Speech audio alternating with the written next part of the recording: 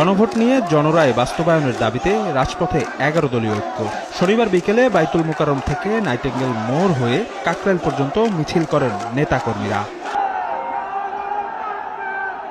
মিছিলের আগে বাইতুল মোকাররম প্রাঙ্গণে ১১ দলের নেতারা অভিযোগ করেন, সংস্কার এবং গণভোটের রায়ের বিরুদ্ধে অবস্থান নিয়ে ফ্যাসিবাদী হয়ে উঠছে সরকার। হুঁশিয়ারি দেন, ফ্যাসিবাদ কায়েম করতে গেলে অতীতের সরকারের মতো পরিণতি ভোগ করতে হবে।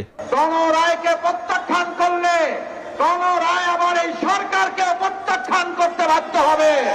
সংসদে আপনাদের সংখ্যাগরিষ্ঠতা থাকতে পারে, কিন্তু বাংলাদেশের জনগণ ৭০% সংখ্যাগরিষ্ঠতা নিয়ে রাজপথে আছে। এই জনগণকে কোনোভাবেই অমান্য করে আপনারা টিকে থাকতে পারবেন না। আপনারা যদি অবস্থান গ্রহণ করতে ব্যর্থ হন, দেশের জনগণের ম্যান্ডেটকে যদি আপনারা বৃদ্ধাঙ্গুলি প্রদর্শন করেন, বারবার বলছি, এদেশের জনগণের গণরায়কে যদি হাইকোর্ট দেখান, এদেশের জনগণ রাজপথে আপনাদেরকে মোকাবেলা করবে ইনশাআল্লাহ। ক্লিংকার বেশি থাকলে সিমেন্ট বেশি খাঁটি। আনোয়ার সিমেন্ট।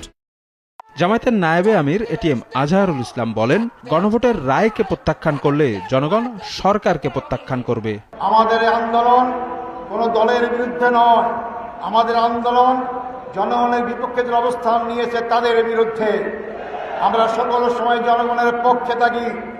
আজকে একজন ব্যক্তির কাছে ক্ষমতা কুক্ষিগত করার মাধ্যমে যদি আপনারা দুঃস্বপ্ন দেখেন আবার জোর করে ক্ষমতায় থাকতে পারবেন, বোকার স্বর্গে বাস করছেন।